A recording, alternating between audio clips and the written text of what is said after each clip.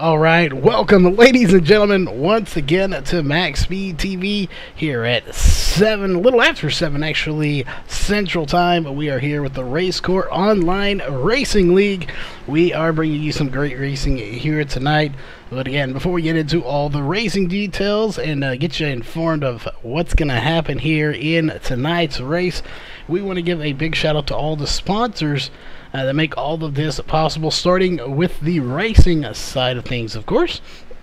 We do have Global Building Contractors. They are the title sponsor for this series. They're, again, the ones footing the bill for everything here. If it wasn't for them, we wouldn't be here covering this race to bring it to you. So, obviously, we want to give them a big shout-out, and definitely go to their Facebook page, website, however you can, and give them a big shout-out.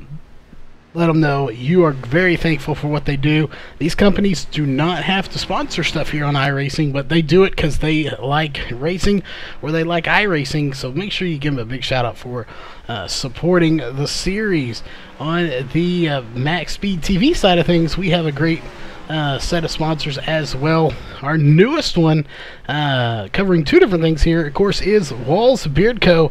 They have a lot of organic products for your beards, so make sure you check them out at wallsbeardco.com. Not only are they a general sponsor, they are also the starting grid sponsor here for MaxSpeedTV for 2018, so make sure you hit them up at wallsbeardco.com and get you some great beard products. We know a lot of guys out there have beards, so you got to take care of them, so make sure you check them out. SimSpeedShop.com. Make sure you check these guys out, guys. They have some great button boxes, some great e-shifters for all you rallycross racers out there, or just someone that wants to do some donuts and spin the car around. Whatever it is, go check them out. Get some bucks and boxes, get some e-brakes, whatever you need there. And HomeNet Hosting and PC Repair. We have a new special offer. If you hear about it here on MaxSpeedTV, which clearly you are if you're here watching, make sure you check them out for all your hosting needs. Get your first month free, and they will also waive all of your fees as long as you or sign-up fees anyway, as long as you mention them here that you heard it on MaxSpeedTV. Elite 7 Racing. They are the official dirt team of MaxSpeedTV. They are out there putting some people down there, putting names, and you know the rest.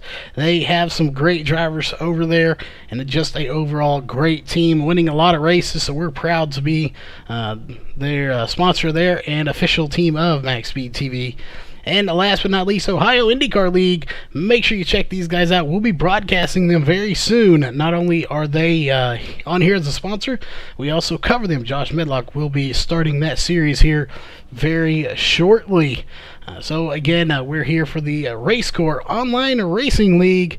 But that being said, we do have a guest speaker with us here. Again, this is the second week in a row, actually. We have Jeff Stabnow in the booth with us. So first off, Jeff, how are you doing tonight? And welcome to the booth. Hey, Charles. Great to be back. I'm doing good. Excited to be back here with these Race Court guys. I don't know what I've got to do to shed that guest label, but it's getting to be a habit here, isn't it? It is indeed. I think your third time in, you're no longer a guest. You're still special, but you're not a guest at that point. So that sounds right, but we'll say at the third race, you're considered not a guest. You're just considered part of the team at that point. But you definitely do a fantastic job. We love having you here in the booth. And you're kind of our insight to the racing side of things in here, as you were out here running a few laps earlier.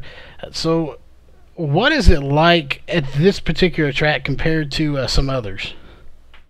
Well, I've always kind of had a soft spot. I like the short tracks.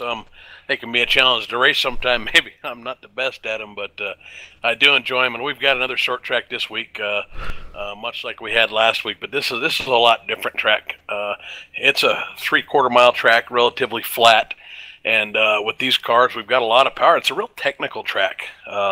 If you're going to be fast, it's so easy to overdrive the corners, and you lose so much time having to get out of the throttle. It's all about getting off the corners here, which means you have to get into the corners slow. You've got to be real smooth on your inputs because you're braking so hard, trying to maximize and get everything out of those straightaways that you can get. You're braking so hard into these slow corners that it's real easy to just overbrake and move too much weight to the front too fast and spin the car out. It's easy to get on the throttle too fast getting off these corners. And if you get on it too hard, you'll spin it out. If you get it on it too soon, even if you're smooth, you'll push it out into the wall. Good corner exit will put you just inches away from that wall. So super technical, super precise on this track. It's going to be real fun to watch. It is indeed, as we're sitting there going through a kind of scenic view. I don't think we've ever seen a helicopter at a track before here, but there is actually a helicopter in the infield here, so hopefully we don't have to use that here tonight. We did just see in the T&D short track series, we saw a truck go barrel rolling about 8 times, so I'm pretty sure he might have wanted that. That was Chuck Kemper that did that. A very talented driver managed to flip his truck and get a drink of Monster Energy all at the same time. So I am pretty impressed by that. But hopefully we don't see any of that here tonight in this race. With this many cars, we have 32 drivers here. So the last thing we want to see is a wreck, because it could involve many cars, and that could spell a very bad night for some of these drivers. Yeah, 32 cars. There's just not a lot of room on this track. It's going to be real difficult to pass. Talked about having to get off the corners real good. You've really got 2 ways to pass. You can try to outbrake somebody getting in the corner, which a lot of times is a recipe for disaster. Or you got to beat them off the corner and get that run and get your position going down the straight. So you got to work. I mean, you got to set a pass up for a lap or 2 laps or 5 laps ahead of time. And boy, you don't want to do anything that's going to put you to the back of this line. No, you do not. And while we are here in the pre-race, we'll pull up our race analyst here. Partly cloudy, wind from the north at 2 miles an hour. 78 degree air temp. Track also 78 degrees. So, you know, as far as the temp goes, that is not too bad. It's nice, kind of mild, I'd say. But then again, I'm in Texas, so hot to me is 110. And on here, you know, anything above 104 is going to be really slippery, as from what I've learned here. Anyway, so 78 is not a very bad track temperature here. Yeah, 78 is going to be pretty grippy. You know, it's a night. We don't have any sun out, so the track isn't taking as much heat. 78 should provide quite a bit of grip. Yeah, looking here, 135 laps, 101 miles. Actually, it's a little over 101 miles, so we just rounded it to 101. And we did just get this in. You were talking to Justin Starr, league owner here. Fuel window around 70 laps. We put a window of 65 to 70 in case somebody wants to short pit and try to, you know, get in a different strategy. But tires, only 10 to 15 laps. So that is probably the biggest gap I've seen as far as fuel versus tires. Well, and that's where there's a lot of fall off early on this. And one of the things we talked about, and it's so hard on this track, because you're so slow in the corners and you're just trying to get everything you can out of those straightaways. It's so easy to overdrive it. Just brake a little bit later, try to get a little more of that straight. And if you get into that corner too hard, you're gonna break the front loose. You're gonna push. You're gonna slide right into that corner. Probably push out there in the middle a little bit, and you're really gonna burn that right front tire off fast. So maybe a guy that can protect that and take it a little easy might get a little more than 10 to 15 before he starts getting that fall off. But most guys are probably going to lose 3/4 of a second or so, 15 laps in. You know, after that, it may level off a bit, but it's going to be slow out there. It's not going to turn real well. I think you're going to see guys wanting to get tires anytime we probably get a caution tonight. Yeah, definitely. And that's the other thing. You'll probably could be able to tell us a little bit more about it as far as a guess on cautions. How many you think we'll have here tonight based on the laps that you ran around this track and the tires wearing off? Any idea, you know, just a rough guess anyway, guess, you know, about how many cautions think we'll have just based on how hard the car is to handle? Oh boy, it's so hard. You know, and with 32 on this track, 32 drivers tonight, you know, maybe we'll see a little more than I would estimate. The thing about this is if you're not smooth, let's say you're getting in the corner 2 or 1. I mean, if you get off the gas too hard, because you're turning and braking at the same time and you're giving it so much brake, you can spin it out. If you don't hit your line, if you're trying to get inside somebody and you come in just a little hot, you'll push out into them. If you get into the gas too soon, coming off that corner, you'll push out to the wall instead of missing it by the 6 inches you're aiming for. If you get on the throttle too soon, you'll spin it out. If you hit the yellow line with your tires, you'll spin out. So all that, and that's just in one set of corners. We've got the same thing going on in 3 and 4 to a degree. So it is so easy to spin the crowd on this track. Yeah, I wouldn't be surprised to see somewhere between 7 and 10 cautions. If we have more than that, it wouldn't surprise me either. Yeah, it's going to be interesting to see again. You know, this is a huge field here tonight. Again, 32 drivers. So, you know, that's 32 chances for somebody to make one mistake apiece. You know, you times 32 drivers. Times 135 laps. I don't even know what the math is on that, but if everybody has a chance to make a mistake, that is a lot of chances. Well, there's 3 areas that I think that you can really get yourself in trouble. That's getting into 1, that's getting off of 2, and you know, getting into 3 is a little forgiving. There's a lot of room there, so if you overshoot that, you'll just push out towards the wall. But if you get on that yellow line, or you know, you can get loose coming off of 4 too. So there's 3 different chances for a mistake there. The nice thing about 4 is a lot of times, because it's a D-shaped oval, you end up in the grass. Maybe you won't bring out a caution. But you know, coming off of 2, if you mess it up, there's just a wall on each side. You're going to bounce off the wall, and chances are you end up right in the middle of the track. Yeah, definitely. And I just had to, out of my own curiosity, do the math on that. 32 drivers times 135 laps. That is over 4,300 chances that somebody could spin out. If one car spins out throughout that 135 lap race, that would come out to a little over 4,300 laps completed by all these drivers. So that is a lot of laps between all of these drivers for somebody to spin out.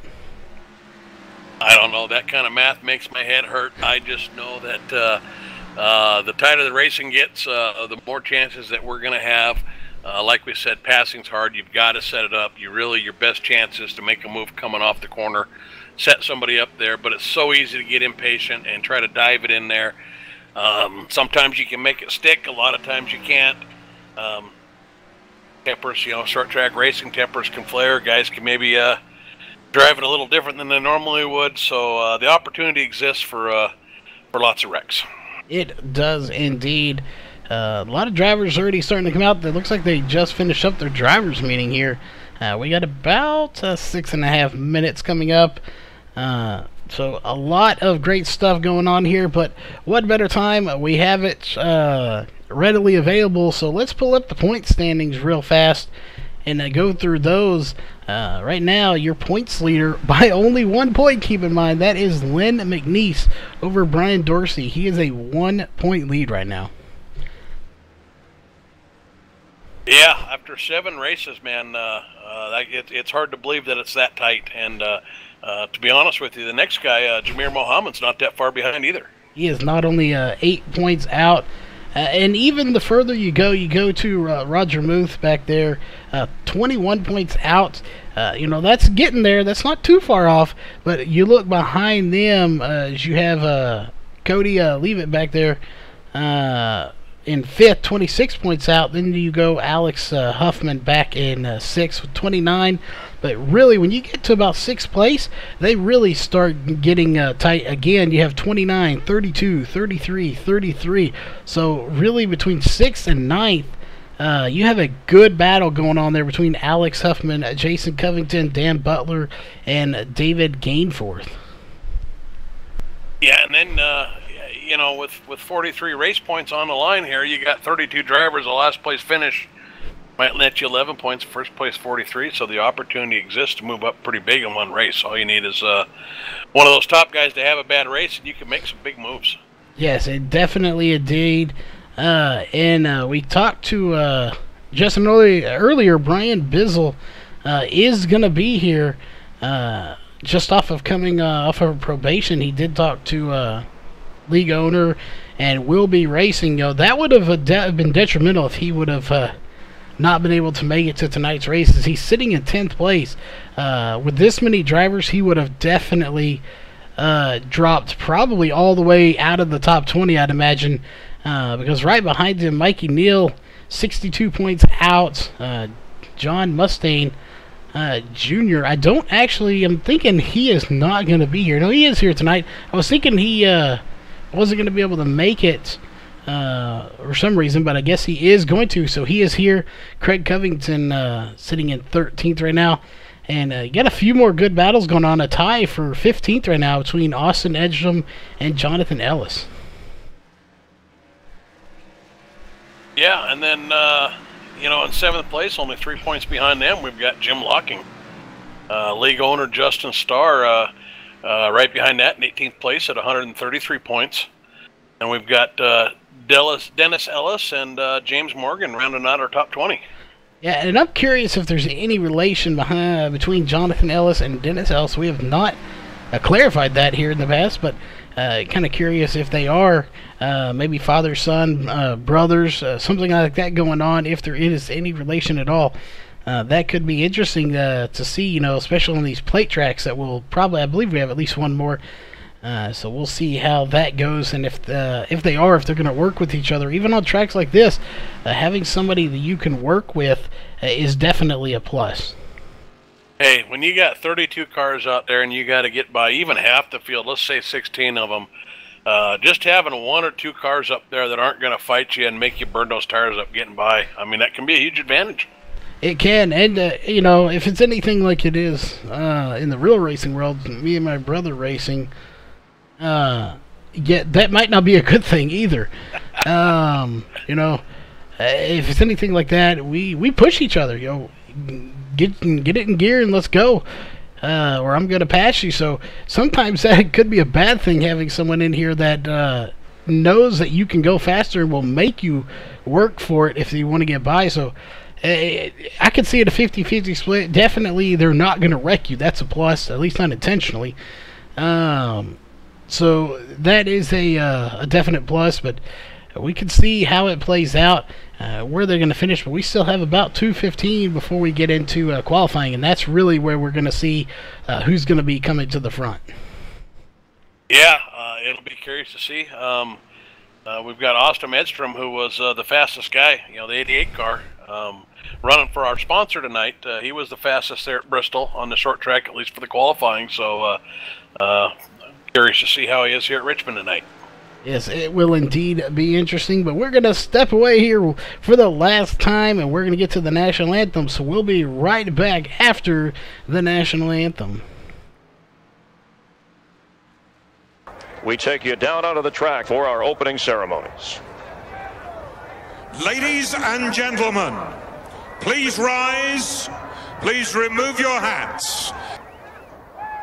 Oh, say, can you see by the dawn's early light what so proudly we hailed at the twilight's last gleaming, whose broad stripes and bright stars through the perilous flight o'er the ramparts we watched were so gallantly streaming, and the rocket's red glare, the bombs bursting in air, gave proof through the night that our flag was still there.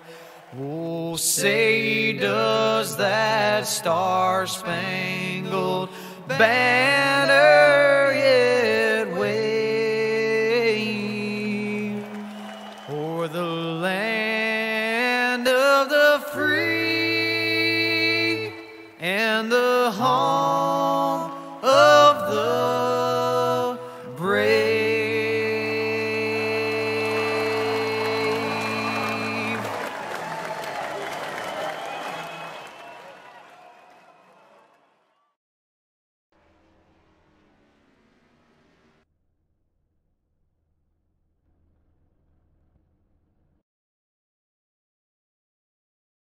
All right, ladies and gentlemen, we are back here. Qualifying is underway, and it looks like we do have some drivers going out onto the track here, so we'll switch to our main camera and drill up the driver bar. Brian Irby is going to come out. Again, this was a driver I couldn't figure out where I knew him from, but I knew him from somewhere.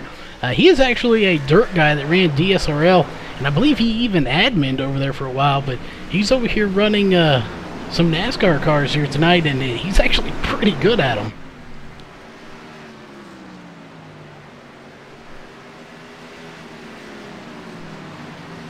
All right, looks like we've got a couple guys taking the track here.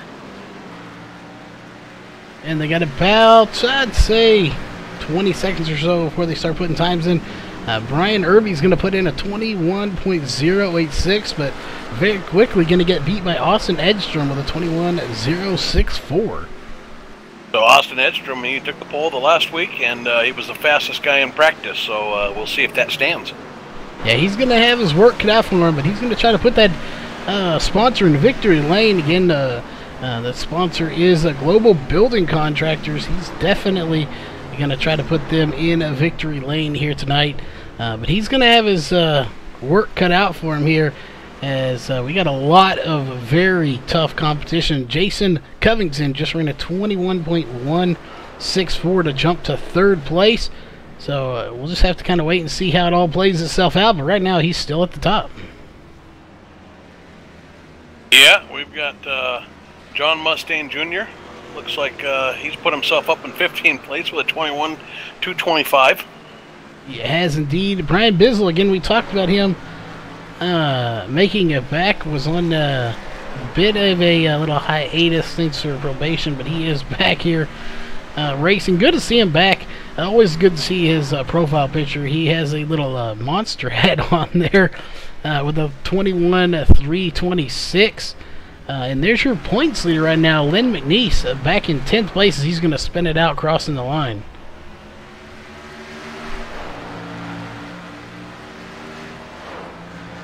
Yeah, Len McNeese, another guy we're keeping an eye on tonight. He had a pretty good run there in the last race, if I remember right. He did a pretty good job coming through the field. Couple more guys that I've seen in the couple times I've been here. Roger Muth, he's been pretty good on these short tracks. Somebody else will be keeping an eye on. Looks like he's sitting at 14th right now with a 21.368. He is indeed. Dan Butler just ran a 21.229 to jump to 6th place. James Morgan right behind him with a 21.236 to take 7th. We still have a ton of drivers that have not put in any laps. Mikey Neal currently has not put in a time. Obviously, his last lap of 2 minutes and 55 seconds, part of that being on pit road, is not going to be a fast time. And he's actually going to shut it down before he completes a lap. So, very interesting there. Yeah, so right now, just to recap our top 5 anyways in qualifying, we've got Austin Edstrom. He's in first place still right now, the fast time on the board, 21.063.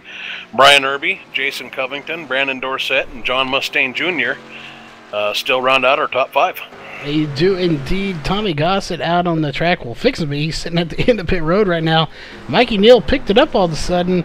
So not sure. Maybe a foot slipped off a pedal or something happened, but it caused him to slow way down. Ran a 24-second lap, but he's back under power here. So we'll kind of see what kind of times he is going to put in here, as he will cross the line for the first time, and it's going to put him to third with a 21.119.033 off of the fastest time. Well, again, I'm having a couple technical difficulties here, Charles. I got the timing screen up, but unfortunately I'm not able to watch qualifying right here. Hopefully I get back to that here in a second. That is definitely not good. Technical difficulties do happen, so we apologize for that. But sometimes they do happen here, so it's unfortunately part of running sim racing here. Yes, it is. But we got enough tools here. We'll get caught up. Looks like we've got a couple new guys in the top 5 here. Brandon Dorsett has managed to put a time that jumped him ahead of John Mustaine Jr. here. He did indeed, and he said on pit road for quite a bit, as that's actually going to do it for qualifying. So a lot of guys didn't go out. We did have a few drivers here that were facing penalties. We'll go over those here in just a minute when we get a second after we go through your grid. But they are starting to get ready here. So if you want, if you have it available to go through the grid, you want to go through our, probably say first, I'd say 16 or so drivers, and I'll finish this off. You bet. Starting on the pole, we've got the 88 car of Austin Edstrom. I believe that's 2 poles in a row for him. On the outside of row 1, we've got the 33 of Brian Irby. The 8 car, starting in the 3rd spot, Mikey Neal. That's another familiar name to us. Jason Covington in the 10 will be starting on the outside of row 2. In 5th place, inside row 3, we've got Brandon Dorsett. And in 6th place, we've got John Mustaine Jr. 4th row, we've got the 21 car of Dan Butler and the 12 car of James Morgan on the outside. And in the 5th row, we've got the 98 car of Spencer Mullen, and the 91 of Jim Locking rounds out the top 10. All right, row 6. We got a lot of guys after this. Armando Ortiz in 11th place. 12th place is going to go to the 52 of Alex Huffman. Looking through here, row 7 is going to be Brian Bizzle in the 15, and the 44 of Len McNeese, your points leader right now, starting all the way back in 14th, so he has his work cut out for him here tonight. In row 8, it's going to be Jack Fellers in the 48 and Roger Muth in the 39 in row 8. Row 9 is going to be Brian Dorsey in the 55 and the 78 of Scotty Zerk. Row 10 is going to be Cody Leavitt and the 99 of your owner here, Justin Starr. So starting a little bit back here tonight. Row 11 is going to be Jared Haggerton. Hopefully that is right. In 21st in the 2 car. And in 22nd, the 72 of Ryan Wilson. Row 12 is going to be Bryson Barker. Just got his photo in. Glad to have his new photo in there. And in 24th, the 14 of Jameer Muhammad. Do not count Jameer out, though. He is definitely a very fast driver. In row 13 is going to be Matthew Ellis. And in 26 is going to be Dennis Ellis. So 2 Ellises right there together in row 13. Row 14 is going to be David Gainforth and Tommy Gossett. Again on row 14. Row 15 is going to be Jonathan Ellis and Charles Hoffman. Row 16 is going to be John Estes and Craig Covington. And row 17 is nobody. That row is clear. Alright, and we got Jeff back online, so that is good. Again, we sorry had a little technical difficulties there, but good to have you back. Yeah, glad to be back. Like I said, I still had a timing board there, but I lost my my camera controls, so I was stuck in the satellite scenic view. But all is well now. Well, that is definitely good as these guys are getting ready here. It's going to be a good race. I can almost assure you of that, as there is a lot of cars here getting ready to get this thing started. Yeah, I look for all these guys to look for a spot on the inside line. That's a fast way around, especially on fresh tires here. You don't want to get hung out too much on the outside in these corners, so that's what we'll look for here on the start. There it is, and there is the start. Green flag is in the air, and a great jump for Austin Edstrom in the 88. Again, he's looking to put the sponsor in victory lane. He's got Global Building Contractors on board with him here tonight in that number 88, as everybody's kind of sorting it out here, as we are about to see some great racing. We're going to go back here to Mikey Neal, who looks like he's trying to get by Brian Irby here on the inside, and he might actually complete that pass. Yeah, the inside's where you want to be. Maybe you can hang it out there on the outside for a couple, but as far as trying to get that run off the corner, I think you want to be on the inside on this. Ooh, and it looked like Brian Irby got into the rear end there a little bit on him, and he pushed out after he did so. He did indeed, and Brian Irby, like you talked about, the inside's the way to go. He's kind of getting freight trained right now.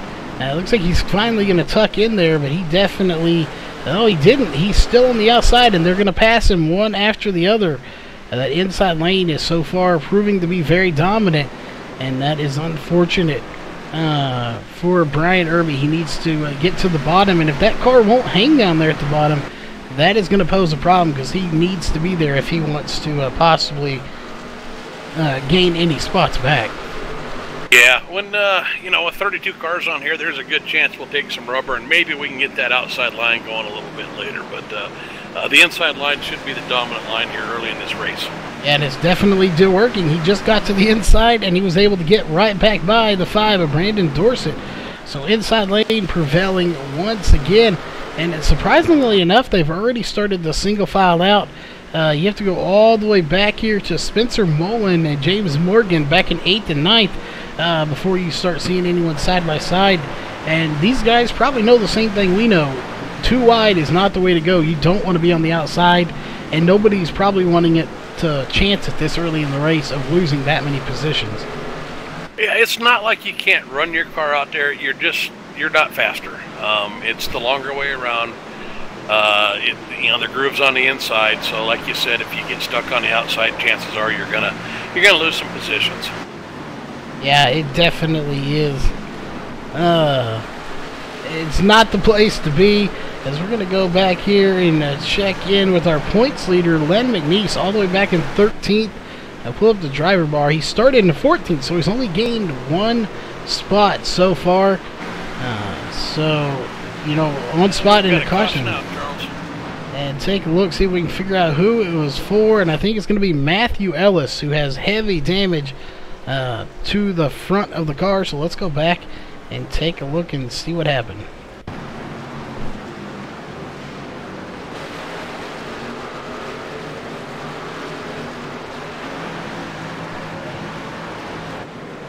And didn't go back quite far enough here as he was already spinning there, so let's go back a little bit further. I believe he may have just spun out by himself.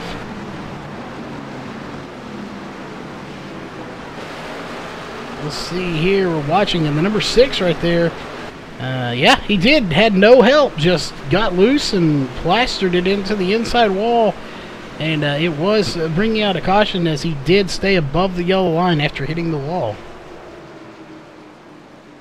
Yeah, that's one of those cases there. Obviously, I didn't get rewound far enough either to see what precipitated that, but coming off that corner, man, if you catch too much of that yellow line, you get into that throttle just a little bit too early, either one of those will make that car spin out. That's exactly what looks like it happened there. Got that rear end, just came around on him. Probably got on that throttle just a little bit too hard there. Yeah, and as we kind of predicted here, we're looking at pit road. Everybody came in except for the top 3. James Morgan, Jameer Muhammad, and Charles Hoffman stayed out, but everybody came in 10 laps on those tires, and that was a window, 10 to 15 laps, and these guys were going to be screaming, give me some new tires. So everybody but 3 guys will come in and get those tires. You know, I like that call to stay out early in the race. It's still early enough. You know, unless we get a long run, chances are you're not going to lose that many positions. It's a great way to get some track position. Plus, it's early enough. You can test it out and see what the car is going to do later in the race. How's it going to react to no tires on 10 laps? Yeah. The only downside, and this is the only downside to testing it out, you know, you're testing it out to see if it works.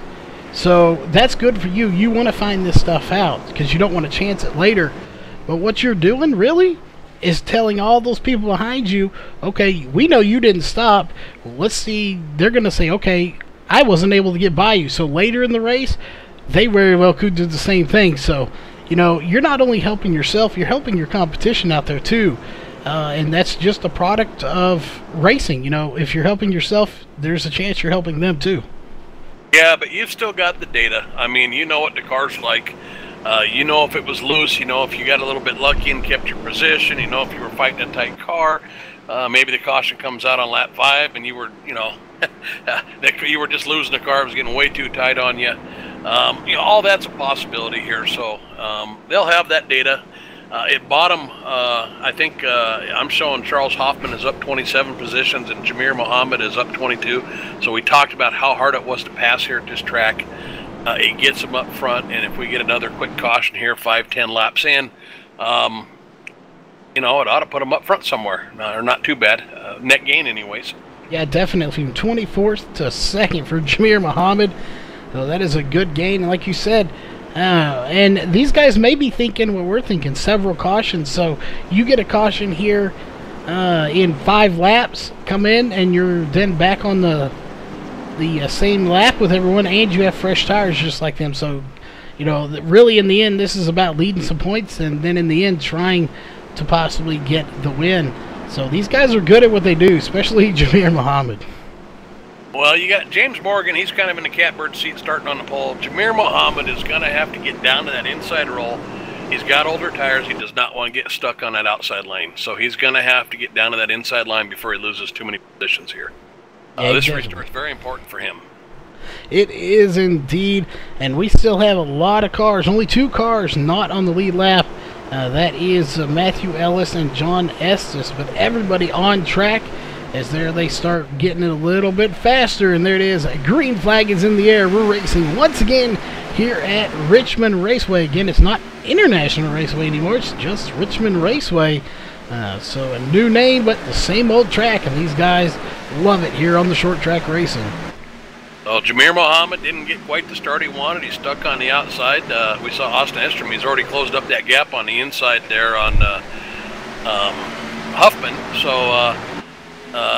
well, and then he comes back outside, so looks like Jamir Muhammad cleared him and might be able to get inside there. Good restart for him. Yes, it was a very good restart for him indeed. As you got people mixing it up back here in the back. We'll look here back to Mikey Neal and Justin Mustang Jr. Back here for 5th. They are weaving in and out right now. Is the 8 of Mikey Neal just can't decide what lane he wants to run. We've seen him up high, down low, and right now he's up high, and he is really set to lose a lot of spots. He wants to get down to the bottom as quickly as possible, as right now it is going to be Brian Irby that's going to get by him here for a 7th position, and he's probably going to lose at least 2 more before it's all said and done. And we got Charles Hoffman, another one of those guys that, oh, we got an accident back there. Looked like the 98 and the 8 got into each other. There was 3 wide coming off that corner. This is exactly what Jamir Muhammad needed. It was James indeed. Morgan as well. Trying to find that was the 8 of Mikey Neal. We saw sideways at one point, the 11 involved. Looks like the 78's involved. There's a ton of cars, so let's go back and take a look. Well, just right when you said it, I saw Mikey Neal going around in the 8 car. We'll see what happened. You said there was contact made, so we're going to go back and check it out here and see what we can find out. Yeah, it looked like we had a 3 wide situation. We had Charles Hoffman up there in that outside row, and he was just kind of backing everybody up. He was on those old tires. He got 3 wide. He didn't do anything wrong, but we kind of backed that group up, and they got 3 wide there, and it just wasn't enough real estate for everybody to get around that corner. Yeah, they're just a very, very slight bump, too. You said just ran out of room, but unfortunately that does happen here in racing. And we'll see everybody's coming down pit road, it looks like, except for Jamir Muhammad. He did not come down pit road, so he's got 19 laps on his tires. There is something he likes about that car, the way it's running right now, that he does not want to come down pit road and get some fresh tires. You know, that could just be, what do I do up there in the front row? Did we get enough laps on these? Is everybody else going to pit behind me? You know, if I come in, am I going to end up in the back with fresh tires? I got a feeling he's wishing he would have pit right now. Yeah, excuse me. He may be, I'm losing my voice here a little bit, so I do apologize for that. But yeah, he may be wanting, and it looks like 2 other drivers that pitted last time are not going to pit this time. John Mustang Jr. and Dan Butler are going to have 10 laps on those tires. Len McNeese, your points leader, is going to stay out as well in 4th place. 8 laps on those tires, so he's not quite in the same boat as these other guys. He's the least amount of wear on those tires as far as drivers who didn't stay out. So, you know, he wants to get up there. He wants to be able to maintain that points lead. And in order to do that, he's going to have a good run here.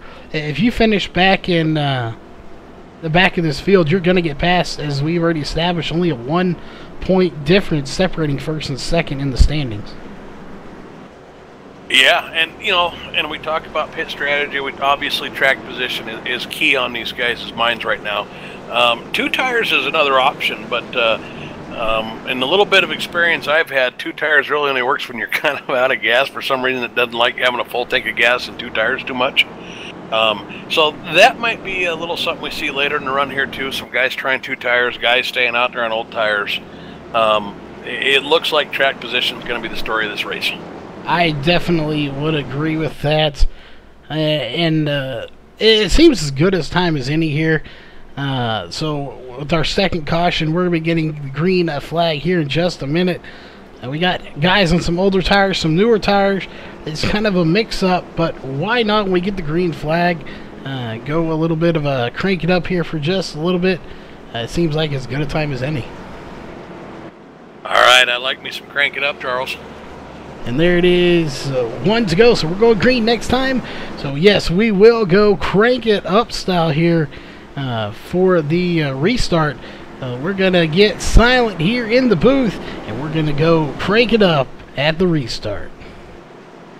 Yeah, and keep an eye on John Mustang there and Len McNeese on the outside rows and their old tires. See if they can get inside here while we're under crank it up.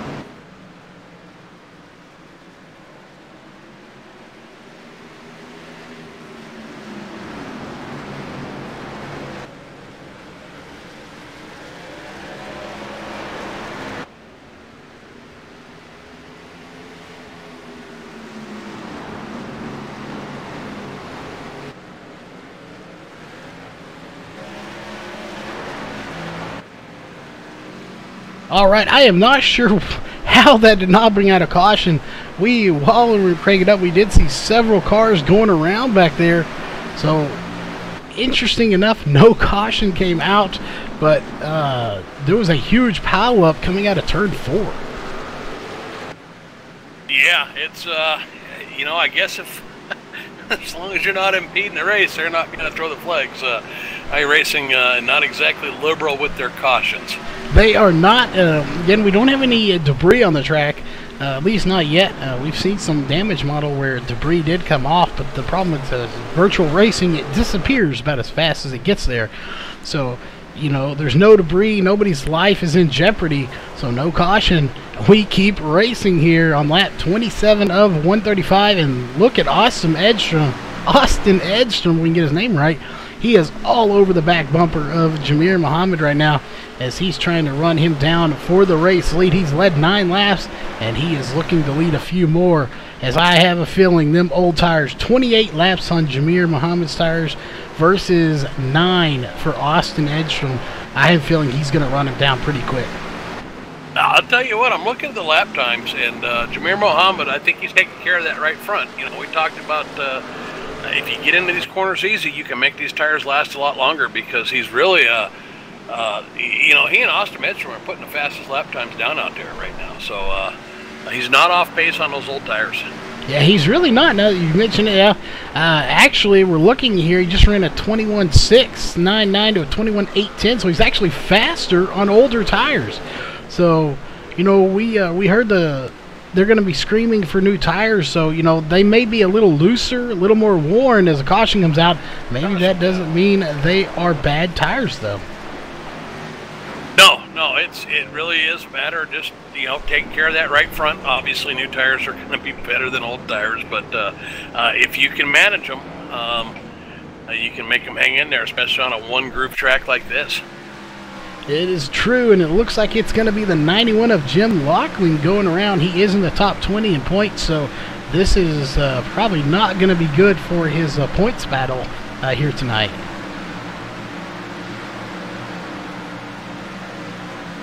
Question is, what happened? It looked like him and the 84 got together. The 84 may have slid up just a little bit and got into him. That wasn't a major contact. We haven't seen any too big of hard hits, with the 70 going to go around afterwards. So 2 cars going around, the 70 and the 91. Yeah, I just caught the tail end of that, but it didn't look like there was too much damage on there, anything that can't be recovered from. Kind of looked like just a little bump there coming off that corner. Yeah, 3 cars, 4 cars, kind of, and not enough real estate, and send them around. And it looks like Jonathan Ellis is going to stay out here. So he's going to stay out and try to lead a lap here, as he will see how many laps he led. 0 laps is what he's led so far. But he will lead 1 lap at least when he's going to lead it under caution here next time by. Tell you what, dude, just something else to keep an eye on. I haven't really haven't been able to watch him too much, but Tommy Gossett is really coming up. He's gained about 15-20 spots here already. He's been moving up through the field pretty steadily, and I don't think it's been through pit strategy either. Yeah, it hasn't. He's been working his way up. He's in 9th place right now. He started 28th all the way up to 9th place right now. So a huge gain there of almost 20 spots. So he's gained 19 throughout the race, and fairly clean car too. So he's definitely doing what he has to do. You know, the Tortoise won that race. Slow and steady will win the race.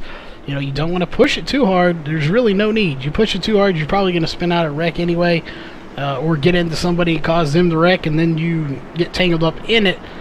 So slow and steady is the way to go.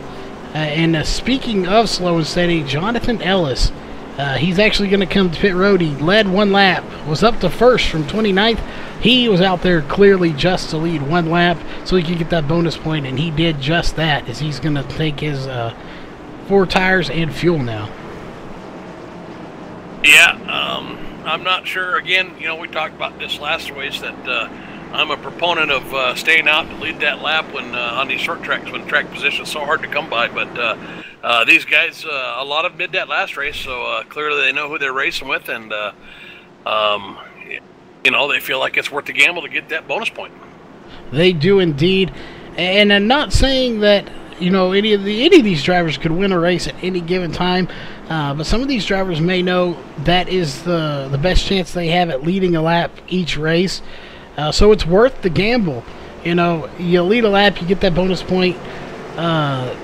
Even if you're not in contention to win the championship, that 1 bonus point could put you, you know, if you're back in 22nd, could put you in 21st next to the person that you're battling with. So, you know, really, some of these may just be thinking of the long picture of the points battle. Oh, I'm sure there's a reason. I'm kind of a risk-reward kind of guy. I feel like if I got to give up 10 places for 1 place, I just sacrifice 10 points for potentially 1. So, but yeah, I mean, maybe that's just a little conservative view of mine. Too conservative. Yeah, but sometimes it's worth it, sometimes it's not. So we'll see. It really just determines how the race plays off in the end, if you get cautions or not. And they be banking on those cautions coming out and being able to get back into the groove here with everyone else, as the green flag is back out to start lap 36 of 135. We have 100 laps left to go in this race, so still a huge chunk of racing to go. Yeah, Austin Edstrom with a great start. Jason Cummings and Jameer Mohammed quickly in line, and then we've got a battle there with Brian Irby and Len McNeese going on right behind them, 2 wide for about a lap now. Yeah, Brian Irby's got some damage on there. We did find out, I'm not sure what their incident limits are at the moment, but they have a cap of 17 here in the race. So some of these guys could possibly be getting close to that limit here as we get throughout the race. As we've seen a lot of people scraping the wall, getting into each other, so all that adds up, 2 and 4 X's here and there. So you don't want to be that person, as it looks like we have some people on pit road, and we have a car going around somewhere. Almost went around. That was Brandon Dorsett. He got way out of shape in that Firehouse Subs number 5 machine, but he did keep it going, and no caution will come out, but he's going to fall all the way back to 22nd place. Yeah, that was a great save, and we got a great battle here. We got Len McNeese, who's hung out on the outside, and he's been hanging on to it for quite a few laps with James Morgan. And Tommy Gossett just took it 3 wide through the corner a minute ago. So looks like they've straightened that out now, and James Morgan's actually losing a little bit of ground as Tommy Gossett gets around him on the outside. But yeah, we just had a 3 wide all the way through that corner. It was a heck of a battle. That was impressive that they could hang on to it. And back to Len McNeese for a second. You know, he's doing a good job. He started 14th and 5th. Again, he's your points leader. He needs to get a good finish, and he's doing a good job of that right now as he's in a top 5 position. Looking back a little bit further here, Roger Amuth started in 16th up to 12th, so a few spots gained. Not too terribly many, but he has gained some. He's moving in the right direction, and that is good. That's exactly what he wants to do. Check in with Mikey Neal in the 8, who did get involved in a wreck earlier. He started 3rd. He's currently back in 16th, so he is way back in the field right now, and he does have some damage to that Chevrolet, so he is definitely struggling here tonight. Yeah, a couple other big movers we should probably mention that have done this just coming through the field and not with pit strategy as far as I can tell. Bryson Barker up 12 positions to P11. Jonathan Ellis, he's up 11 positions, and David Gainforth has gained 10 positions. And it sounds like we got a caution out. We do. Charles Hoffman going to go around in the 63. That is not good. He put that Monster Energy car around. I'm not sure if he had help. Well, let's go back and take a look, though, see if he did.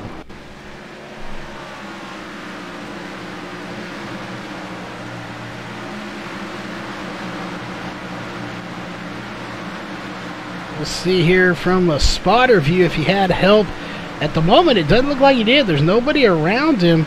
That was the 21, I believe, Dan Butler. He didn't, just got it loose. Maybe he scraped the wall just a little bit, but just all by himself. Nobody else had any contact with him.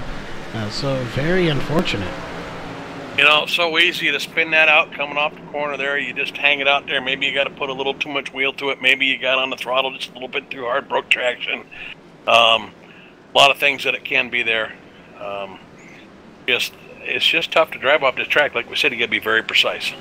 You do indeed, and once again we see Jameer Muhammad staying out, as well as Brandon Dorsett's going to stay out as well. So we've already established here Jameer Muhammad knows how to conserve that right front tire. So he started 24th. He's in first. He's led 16 laps. I don't think anybody's going to be able to get by him too terribly easy. I think he's going to make it a heck of a battle for anybody to get by him. Well, we've seen that Austin Edstrom is incredibly fast out there on fresh tires, but Jameer Muhammad has been probably the best guy out there on old tires. We've seen him out there with 20 more laps on his tires holding these guys off. So unless we get a nice long run, I really like what he's got going on there strategy-wise.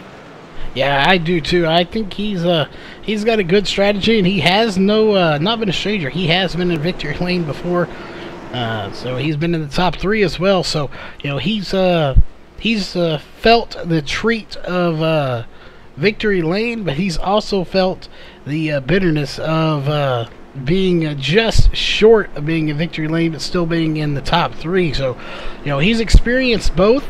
He's an experienced driver. He knows what he's doing. This ain't his first rodeo, so I would not be surprised to see him in victory lane. And if it's not, I have a feeling you're right. It's probably going to be Austin Edstrom battling it out for the win here tonight. Well, I got to keep an eye on Tommy Gossett too. I mean, he's just been coming to that field. Jonathan Ellis, Bryson Barker, those are some other guys that were fast there at Bristol on the short track.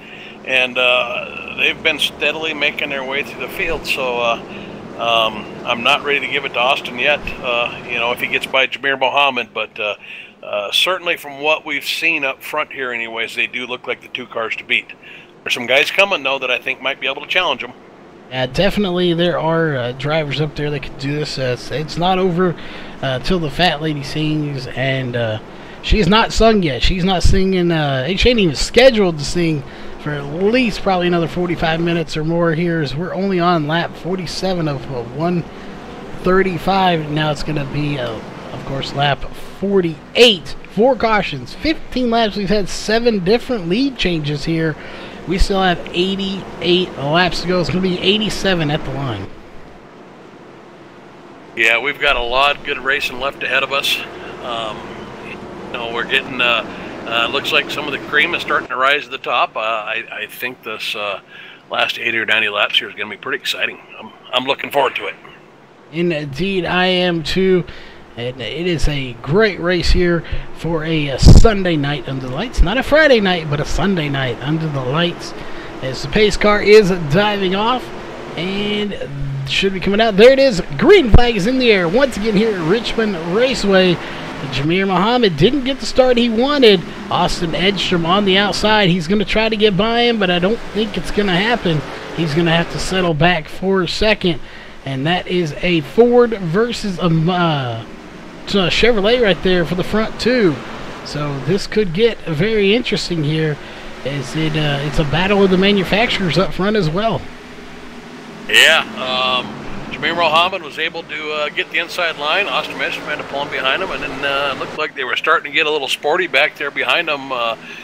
Jason Covington, Brian Irby, and Tommy Gossett finally single filed out. Now they've got a gap to the next group, where we've got Bryson Barker and James Morgan going at it side by side. They do indeed. And that is a nice little group there. As the 84 Bryson Barker kind of leading that, and I wouldn't know if I'd say he's leading it for sure, as he's got the 12 of James Morgan on his inside.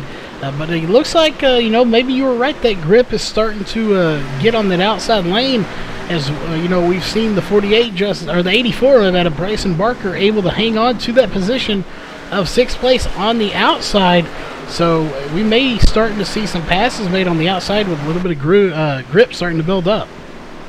Yeah, we're getting a little heated in the track. We're approaching. We just passed 52 laps, I think. So we got 32 cars putting heat in the track, laying rubber down. It looks like we're starting to get a little grip on that outside line. And it looks like guys are able to hang out there a little longer, although we're not seeing it last too long. It looks like a couple laps into the run, and you don't want to be the guy on the outside. Yeah, you definitely don't. As right now, that is the 39 with Roger Muth that's on the outside, and he is being put to school right now. They are just putting him down position after position, as Mikey Neal's going to try to get by him now. He has got to get there again. Roger Muth in the 39, as we got a car into the wall, and that is the 44, your points leader, and no caution is going to come out, and he is going to lose several spots after that, back to 11th place right now. He's been doing so good, worked his way up to 14th, and he was around 8th place, and then clobbered the outside wall. And we got Charles Hoffman too. He's just coming out of the pits, so I think he's fixing some damage, and he's another guy that's been running up front. I'm not sure what happened to Charles Hoffman there, but he's coming back on the track now. He is indeed. I'm not sure. Scotty Zerk, he's at the back here, 9 laps down. He was involved, I believe, in an early wreck, so those were the guys a lap down. John S. is still on pit road right now, 19 laps down. He has been on pit road for almost 9 minutes, so he is definitely back in the pack. And while we were up there, we did miss this, so apologies for that. Austin Edstrom did get by, and Jamir Muhammad. Jamir Muhammad, he got loose. He's around and into the wall there. And that could not be good, but again, he has 25 laps on his tires compared to everybody else, so let's go back and take a look. Those old tires may have came back and got him and kind of bit him there. We'll see if he just got loose or if he had any help from it. Yeah, hard to tell. Looked like he might have got down on that yellow line a little bit, and we know that that little change of banking there will definitely get you loose. Like we said, if you don't get the right run off that corner, it's so easy to get turned around coming off that corner. Yep, and that's exactly what happened. Just came out of the corner, didn't get it just right, and around he went into the inside wall. Good news is the car is not smoking or anything. So he didn't hit it too terribly hard, but it was still a hard lick as everybody's coming down pit road, as I'm sure he'll come down pit road as well. Well, that's another thing that the fresh tires, right? You know, fresh tires can cover up some mistakes. Got a little bit more grip there. This is such a technical track. We talked about that. You've got to be pretty perfect on your inputs. You've got to be smooth on your inputs. But when you've got brand new tires, maybe you can get away with a little bit more than when you got old tires. So that's one of the risks you run staying out there on old tires. It's just not going to be as forgiving. You got to be a lot more careful, especially if you're running up front, trying to keep up with the leaders. Indeed, and you know, just like that, it looks like Dan Butler's going to stay out. So he's going to do that. We'll see if he comes in, if he's just trying to lead a lap here, or if he is indeed also going to try to pull the same move here and hang out there and maybe get himself on a different pit strategy, or possibly just see how many laps he can lead. We've seen the pros and cons to it already. You know, it's definitely in his case was good. He could hang on to it, but the question is, for how long? It did come back and possibly bite him in the rear end here, as he did spin it around on his own. So again, pros and cons, you got to weigh them, and I'm not too sure if it played in his favor, but he does have a fast repair, I believe, so he can get in and get that damage fixed. Yeah, and we've still got plenty of time. I mean, we saw guys go from the back to the front. You know, both with playing pit stop strategy, and we saw guys like Tommy Gossett and Bryson Barker drive to the field from the back to the front in 60 laps, and we've got we're not even halfway through this race yet, so plenty of time to get back through that field. Yeah, it definitely is. We'll take that driver bar. I'll pull up our caution thing. Still 75, so we were at 88 on the last one, so we completed a pretty good green flag run there before that caution came out. 75 laps to go, and we still have the lights on, so we'll probably get the green flag with about 73 laps to go here in the race. So like you said, plenty of laps. We're not even at the halfway point yet. 9 lead changes, so we've had even more. It was 7 before, so we've had more lead changes. Each caution, we seem to see a new person stay out, so everybody's getting a chance to lead that lap and get that bonus point. And another interesting thing is that we'll be just outside our fuel window, so may see a little bit of pit stop strategy there. We're taking fuel. Some guys like to take fuel every time in and get that extra weight in the back of the car. Other guys may be trying to run it out, so maybe they can do a 2-tire stop or something there at the end, pick up a little speed. So maybe we'll see a little bit variation in pit stops, start seeing some 2-tire stops, or some quicker ones where guys aren't topping off on fuel. Yeah, definitely. Anytime after the 70 laps to go mark, they're going to do it. As there's the green flag here in just a minute. Pace car is diving off, and it is in the hands of Dan Butler, and I would not call that a great start, as already Austin Edstrom's going to try to make it 3 wide for the lead once again. I'm not sure if he's going to make it work. He's actually going to settle back for third place here as he goes to 2 wide. I'll tell you what, there was a lot of good car control there with the 88 and the 31. Looks like they were getting held up there just a little bit. We saw some 3 wide. We saw Tommy Gossett trying to stay off the bumper when they got 3 wide. So looks like we're going to see the 21 get trucked on the inside, which is kind of a new thing for us tonight. Yeah, and definitely, obviously, Austin Edstrom in that 88 car wants to put the sponsor in victory lane. Again, Global Building Contractors. You know, he wants to put it in victory lane. He doesn't want them to have to build a new car. So he's going to take it easy. He's a very experienced driver, especially for being as young as he is. So he's going to settle back, and he knows when the right time is to make a pass. The question is, can he get by Brian Irby? He's won twice here back-to-back, not at this track, but in this series. So he's an experienced winner as well, but I don't think it's going to matter too much, as there goes Austin by him. Well, the experienced vet just let him by, too. That was definitely, I'm going to go high, I'm going to let you by.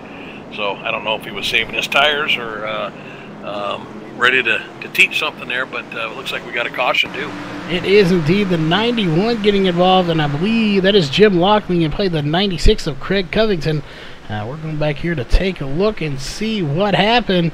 Indeed, the 91 was involved. Not sure the other one is. That may have been the 101. No, correction, I believe it's the 16 getting involved. So we're going to take a look and see if we can find out who exactly was all involved. Looks maybe like the 72 got into the 91, and it just involved the 16 as well. Yeah, it looks like the 72 and the 91, just like you called, he comes down off the wall. Looks like he clipped another car, and then the 16 just got on the wall with nowhere to go. Yeah, that is unfortunate that happened. And actually, I correct myself, that's the 15. It just looks like a 16 from here.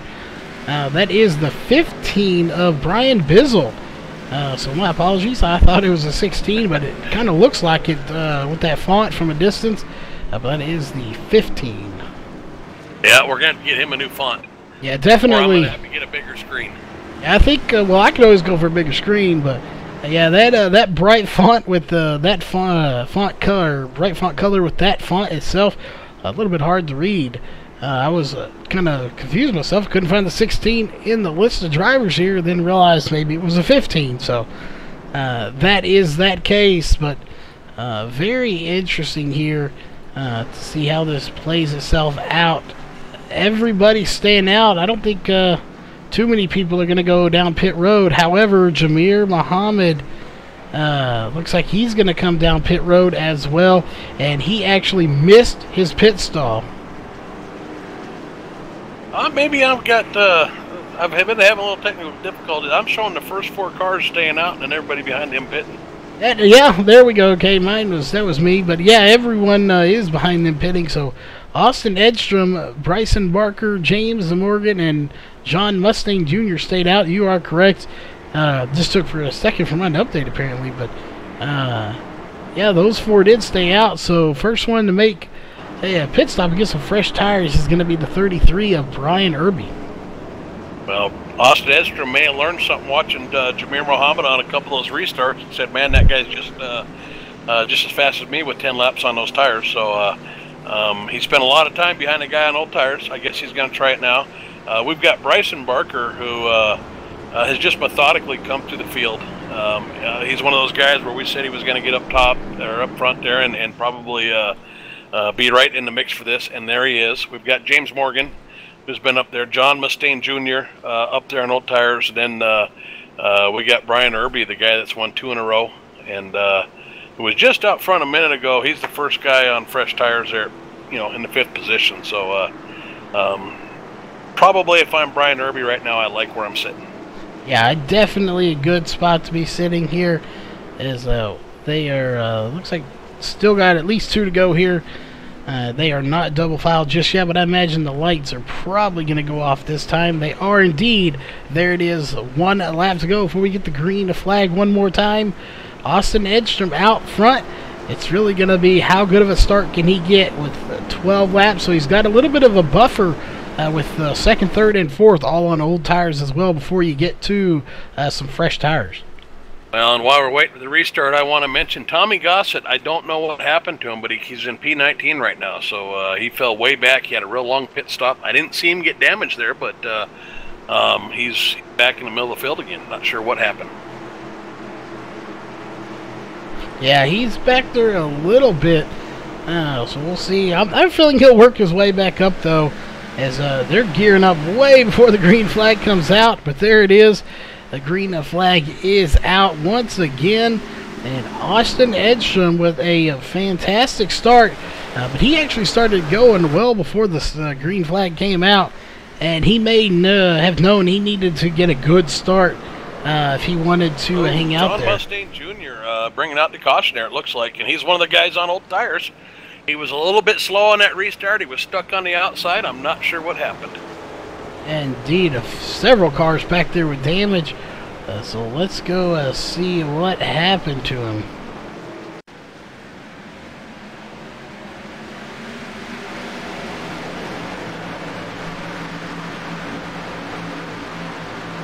Looked to me like the 33 and the 67 might have just got together. I don't know. Looked like two guys fighting over the same piece of real estate there. I don't know if that one came up or one came down. That just two guys aiming for the same point. Yeah, it definitely did. And from this angle, hard to tell. We have seen a little bit of net coding going on lately. And somebody, Ryan Wilson, I'm not sure if you can see their incident points, but he is gone. In the 72. He's being scored in 23rd right now, but I'm wondering if he hit his 17 limit here for incident points, because he just blinked out of the race. Well, unfortunately, my incident points aren't updating, so I can't tell you what they've got. Well, that I'm not is sure unfortunate. if that was it or not. I would imagine, because he was sitting on the track, he either F4'd out of the race, or definitely he was only one lap down, so it's not like he had he was actually the only car one lap down, so he would have got his lap back with the lucky dog. So I have a feeling he may have hit his incident point limit of 17 and just out of the race. Yeah, I'm not sure. I think you're probably right, or it seems like a good guess right now. I'm still showing, I guess I haven't updated yet, I'm still showing 32 guys in the race. Yeah, that is unfortunate if that is what happened to him. And obviously my thing didn't get it, but we have a lot of drivers that have gotten off-track points here looking in the session event, so a lot of drivers have gotten some off-track stuff. But unfortunately, he is back there. That may have been what happened to the 63 of Charles Hoffman as well.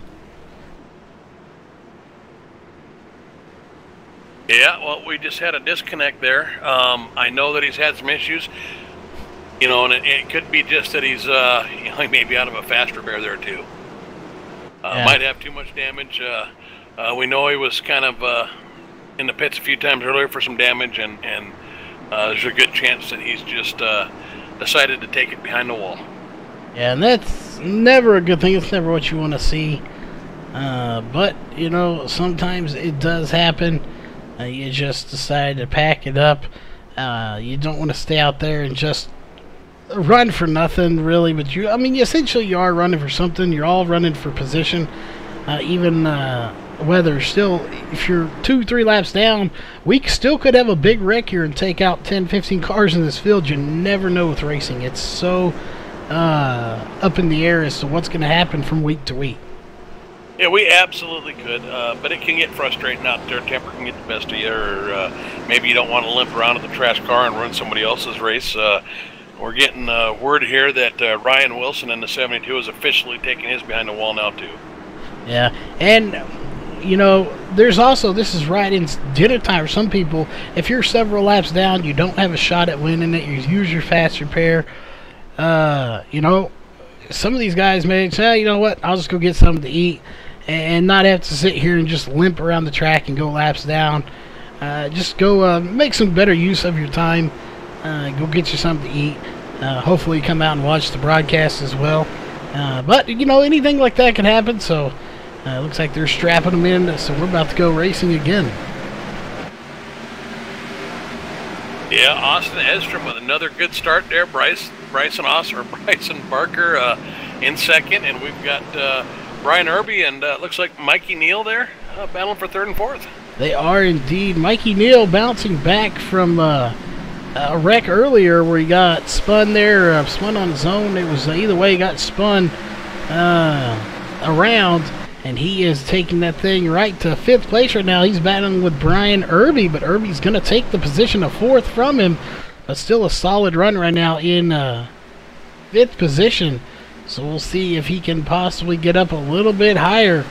He is definitely trying with everything he has. And everyone's already kind of single-filed out, so very different here to see that everyone is single-filed this quick. They may have learned their lesson about going 2 and 3 wide, that it doesn't work out, but somebody didn't. Got a caution. Looks. And one thing I wanted to point out there, too, is we had our first 10 cars were all on old tires. They were indeed, and we'll see if they come down pit road this time. 22 laps in some of those tires, 13 for others. We'll go back here. It looks like Brian Dorsey involved here, and another John Mustang Jr.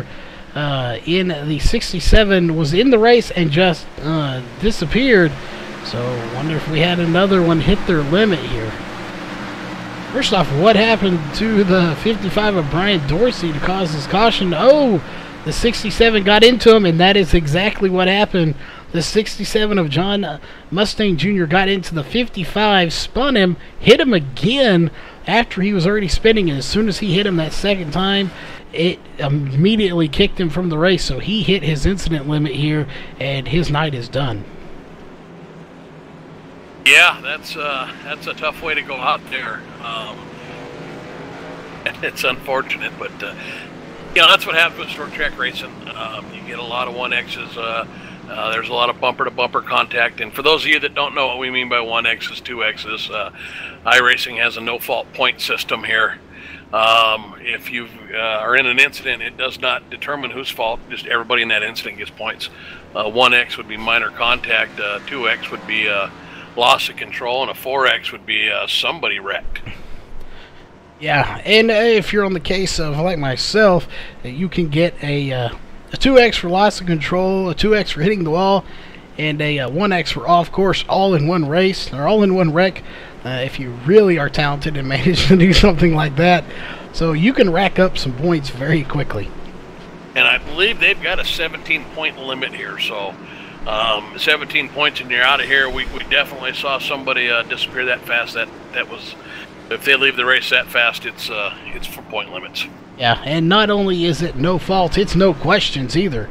You know, you don't even have the I don't know what you'd call it, not dignity really, but you don't even get the chance to drive it around and just not be scored or be invisible to where nobody can hit you and you can't hit them. It's just instantly, bam, you're gone.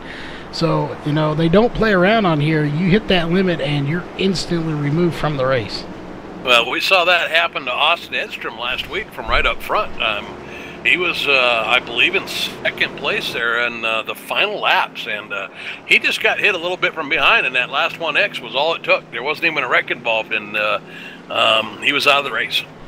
Yeah, and that's why you definitely come in here looking for good league drivers, you know, because you don't want that to happen, somebody get into you,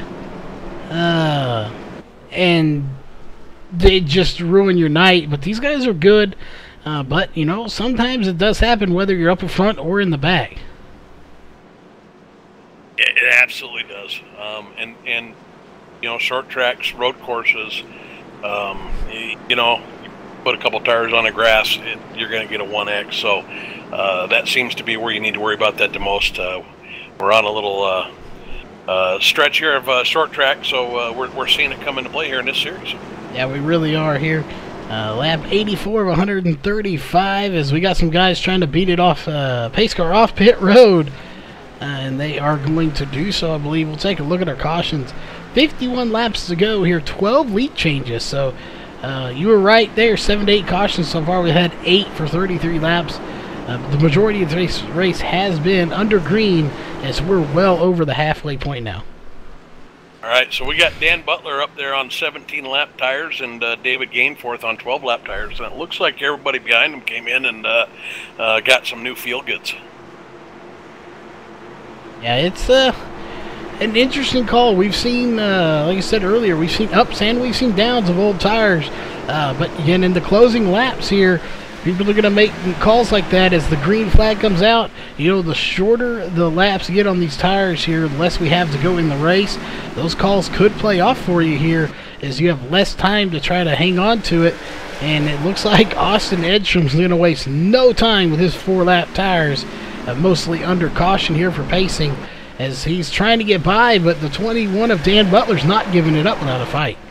Well, the 101 there of David Gainforth, who was on old tires, he just did not get a good start at all. He was just lag behind. He backed the field up and allowed Austin Edstrom to jump out there on the outside and get outside of Dan Butler, who's now lost 2 spots. We got Bryson Barker and Austin Edstrom up there now. Yeah, I'm sure the 88 of Austin Edstrom is thanking him quite nicely. Thanks for letting me have the chance to get up there. He takes the lead once again. We'll take a look here and see how many laps he's led. He's led 8 laps. going to be 9 when he crosses the line this time by, assuming he still has the lead. Bryson Barker, he's one that has led no laps here. We did see him earlier involved in a little fender bender going back there in the race. Started 23rd up to 2nd right now. So he is putting a huge run on, and you know, he may have a shot to win here. He's right there on the back bumper of Austin Edstrom. Yeah, and I'm looking at David Gainforth again. They're looking at these old tires. He's really struggling. He's still on the outside. He got 8 up. He's clear back. He's lost 10 places now. Back in position 11 and continues to fall back. So maybe old tires aren't for everybody. Yeah, old tires definitely not for everybody here tonight, as that is proving very evident. But Brian Irby, another one you don't want to count out. He's currently in 3rd in that number 33 machine, and he's pulling away from some people right now. As looking, he's got a little bit of a gap here, 0.366 over Armando Ortiz. And to speak about him real fast, he started 11th up to 4th, so he's moving to the front quite easily here as well. Yeah, he's another big mover right now. And speaking of big movers, we've got Dan Butler, who's moving backwards here on his old tires too. Yes. Back to 5th place now. Started in 1st, so the old tires not hanging in there like they used to. They are indeed not, as a caution is going to come out, and we'll see who it is back here. It looks like Scotty Zerk is going to be involved, so let's go back and take a look here. Yeah, it looks like the 10, and I can't really tell there. 2 cars. The inside car looked like he was looking for enough room, and the outside car didn't look like he got all the way to the wall like maybe the inside guy expected. Yeah, definitely just a bit of a racing deal. These guys are getting a little more antsy, a little more pushy, but they're getting a little more aggressive, you say, here. But that definitely wasn't one of those. It's just not called a slight, but it wasn't a hard bumper tap, but it was enough to spin him around. But you know, these guys are really starting to push now to try to get to the front as we're approaching the 35 lap mark here in probably the next 10 laps or so. So we've seen that almost all of our accidents so far have been coming off a corner 2, and that's kind of where we expected them. We thought getting into 1 might have a few if guys just got a little anxious and tried to dive it in there towards the end. But corner 2, coming off that corner there, so much could go wrong. You can get just a little bit too much of that curb. You can get to the throttle too soon and get out into that wall. We've seen both of those happen tonight. You know, and then the other thing is you want to get your inside position and establish that going down that straight so you can be in position to maybe complete that pass going into turn 3. And I think maybe we saw a little bit of that there. We had somebody setting up the pass coming off the corner, getting to the inside of them, and maybe they just didn't give each other enough room. Yeah, and speaking of laps, 13 is the number right now, fixing to be 14. Austin Edstrom, Brian Irby, and James Morgan, 13 laps on those tires. Everyone else, 1. We're looking down there at Spencer Mullen back in 20th. He has 27 laps on those tires. He is currently 1 lap down, so he's about to get his lap back, so we'll see if he comes in once he gets his lap back. But looks like he is probably no, he's not going to get a wave around as he is behind the leader, so he's actually in between some of these guys, but he is 1 lap down, so we'll see. Interesting to see him right in the mix of things. Yeah, I think iRacing will get that straightened out here. We'll have some wave rounds or some drop to the back or something here that typically won't start us off that way. Yeah, he should get the lucky dog, I do believe. As we'll see here, lights are still on the pace car, so we have at least 1 more time around. If he's going to get the wave around, he should get it here in just a few moments. As again, he is sitting right there, and we'll see if he does get the wave around. Yeah, and I'm looking at some times here on pit road, and it looks like we might have some guys trying it with 2 tires. So the 39er Roger Muth here, looks like he had a 2-tire stop. So he came out in P7, position number 7. So he's going to be one I'm going to keep an eye on and see how those 2 tires work. That's the The first guy we've seen try that tonight. Yeah, it is. Yeah, you said 9.5 seconds, and that is the only 9.5 second lap, or second pit stop. So he is the only one to try it. So we'll see here if it's going to work, or if that was a bad call. But you know, it may be a good call here. You know, get that position. What may skew it a little bit is he does have some damage, but like we said before, it's not going to play that big of a factor here. It's not a plate track where you need aerodynamics. There's really not a whole lot of cars out there that don't have some sort of damage to them. Well, let's see if he gets loose here. Typically, unless you've maybe got a little less fuel in there, you'll get a little loose there on 2 tires. So let's see how this works. Oh, bad start by the 48 there. Big checking up with the 8 behind him, which allowed the 88 and 33 of Brian Irby to get out front. And indeed, that's not what he wants. That's really what the 88 wants. He wants to pull out. 39 into the back of the 8. He's going to go around and bring out a caution. And there goes the 2 into the outside wall as well. So several cars going around here. Let's go back and take a quick look. Looked like the 39 just had a run, and maybe, I don't know if the 8 was checking up or if the 39 just didn't realize he had such a big run, but just tagged him in the rear and got him loose, and he went around. Yeah, several cars here. We're looking here from the spotter view to see exactly what happened. Just said, some racing stuff going on here. Again, it is in the closing laps.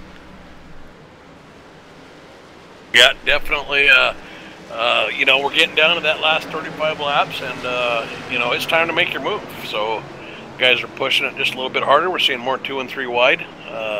You know, they're not diving for that single file, and got guys maybe not lifting off the throttle as soon as they used to.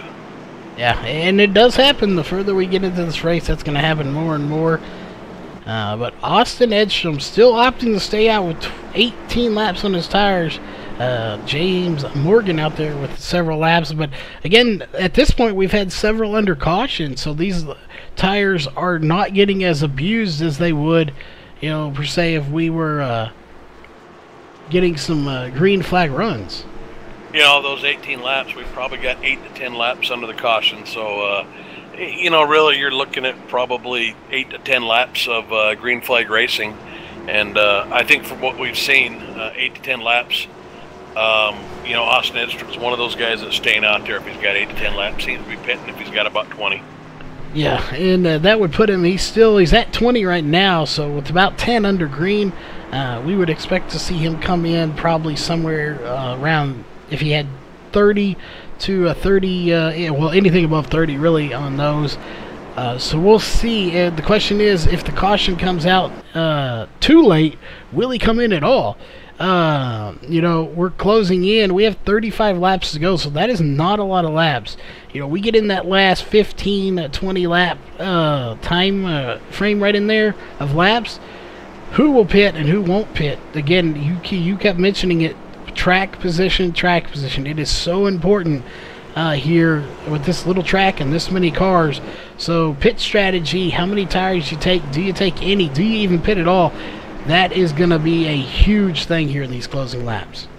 We had 12 cars stay out there, so Brian Irby's the first guy on new tires back there in 13th position, and I have to wonder if he thought he was going to fall all the way back to 13 if he would have taken those fresh tires. Yeah, definitely. And will it pay off for him, or will it not pay off for him? He's a good driver. You know, anyone that can drive dirt and do good, you know they can drive asphalt probably. So he has proven twice that he knows how to win. So I'm not going to count him out yet. He may have figured maybe they were going to pit. He may have thought nobody was going to pit. You really just don't know. Nobody can read anybody else's mind here. So, you know, our guess is really just as good as his. Well, the problem with being back that far is things happen in front of you that are out of your control. You got 2 wide, 3 wide. Guy in old tires doesn't get started, checks up the field, and it's real easy for something to happen in front of you and take you out. So the further back you are, the more you have to worry about that. So if you're a fast guy like Brian Irby, you're wanting to get by some cars as fast as you can here. Yeah, you definitely do. You don't want to be in the back. But the lights are off, so he doesn't matter now. He's stuck back there, back in 13th place as the green flag is coming out this next time by. And why not? We have under 35 laps to go. Let's go crank it up one more time.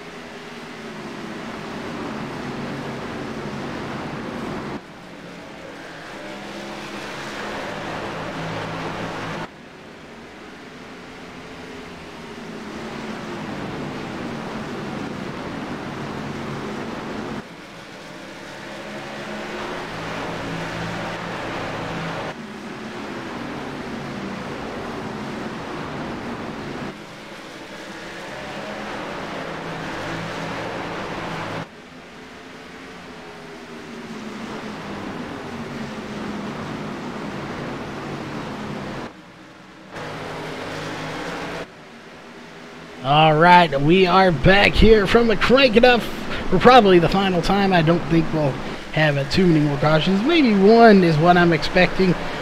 We've had several here, though, tonight. We've had 10 cautions. Oh, that was right in your predicament of how many predictions there of what we thought you would have as far as your prediction, Jeff. So we could have one more caution here before this race is over. So we have less than 30 laps to go, 28 laps to go. The question is, if we do, how much do you think is going to shake it up? Well, that's a good question. We got some guys out front there that got some laps on their tires. So if I'm Austin Edstrom with 27 laps on these tires and I get another caution, I probably got to come in. And, you know, a little further back, we got, you know, some guys that are going to be looking at 10 laps on their tires. So one more could definitely shake it up. It definitely could. Right now, though, he is doing a fantastic job. Quick second to run through all the sponsors. Of course, starting with Global Building Contractors. They are the title sponsor for this series. They are currently on set to go into victory lane, riding with the 88 of Austin Edstrom, if he can do it. On the race there, on the broadcasting side of things, we can get it out there right. We want to give a big shout out to Walls Beard Co., SimSpeedShop.com, HomeNet Hosting and PC Repair, Elite 7 Racing, and Ohio IndyCar League. And as always, if you're new here to the MaxSpeedTV, hit that thumbs up and subscribe as we have a caution coming out. And it looks like Spencer Mullen's going to be involved in that car. He's destroyed.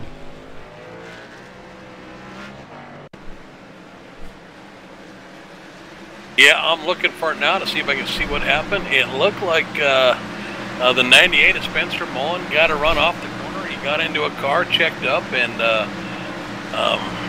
we just got into him from behind there. Now that is unfortunate, but it does happen.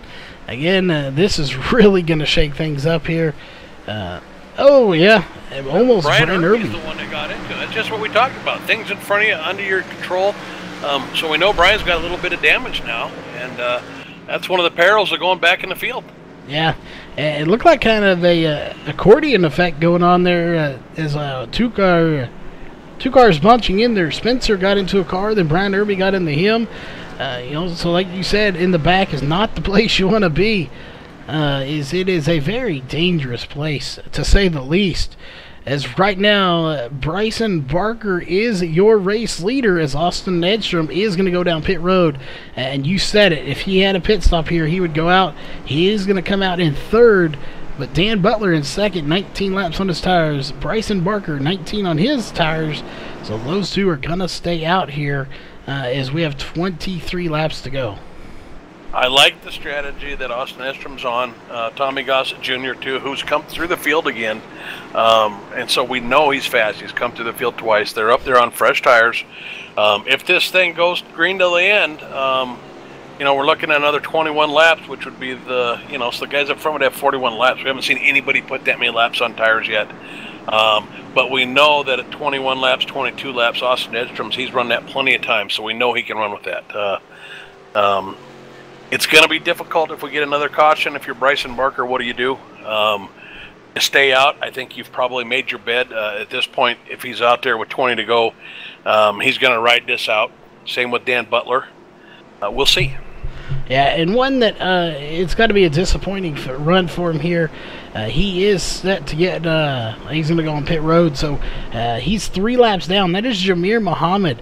That is not the run he wanted here tonight. It started so well for him. Led 26 laps, but now 3 laps down, back in 22nd. So he's still ahead of where he started in 24th, but definitely not where he expected to be. Right now is he definitely had a very strong car. Yeah, we saw him up front there. He was the first guy that showed us that we could make this work on old tires. Maybe he ran his tires a little too long. He got up there running about 30 laps on those tires and stayed out there, and he got loose, self-spun, and never recovered. Yeah, it really is unfortunate. But it looks like if we're checking here, I'll check in. I think we're going to get this race to go. We are. It's going to be under 20 laps to go when we get the green flag, 21 right now. So this time by right there will be 20 laps to go. So we're going to have 19 laps when we take the green. So this race is just about over. Yeah, and just a little update. We've had several drivers take it behind the wall here in the last 2 pit stops. Alex Huffman, Mikey Neal, Brandon Dorsett, Jack Fellers, Brian Dorsey, Scotty Zerk, John Mustaine Jr., Ryan Wilson, and Charles Hoffman have all loaded up in the haulers and heading home. That is unfortunate for these guys. They had good runs, but just couldn't finish it out here tonight, so they're going to be packing it up a little bit early. Hopefully they will come back and at least tune in here to the stream with us. And as always, thanks everybody for tuning in. Make sure you hit that subscribe button and the like button. We have plenty of racing coming up this week, as the green flag is coming back out once again, and Bryson Barker's going to get a fantastic start there, and he is going to be doing a very good job of trying to hold off this field, and he's doing it right now. Yeah, Dan Butler with another tough start there, got slowed up. This time Austin Edstrom was behind him and couldn't take advantage. Actually got slowed, and now he's pitting. I'm not sure what's going on there, why Austin Edstrom's pitting. Yeah, looks like Tommy Gossett's coming in with him. Very interesting to see those two pitting here with 18 to go. That's probably going to put them a lap down. So I am not sure. I'm not a racer, but even you are stumped by that. So that is a very interesting strategy. Got to be a black flag. It's the only thing I can think here. They must have got caught speeding down pit road or something and having to serve a penalty. It's got to be. And it's a killer. Yeah, well, the thing is, they were only in their pit stall for 2.1 seconds for Austin Edstrom, and 4.6 seconds for, that was not him, 4.7 for Tommy Gossett, so they weren't in there very long. Big wreck, a little bit further back in the field. And several cars getting involved, 15 involved of Brian Bizzle, so let's go back and take a look.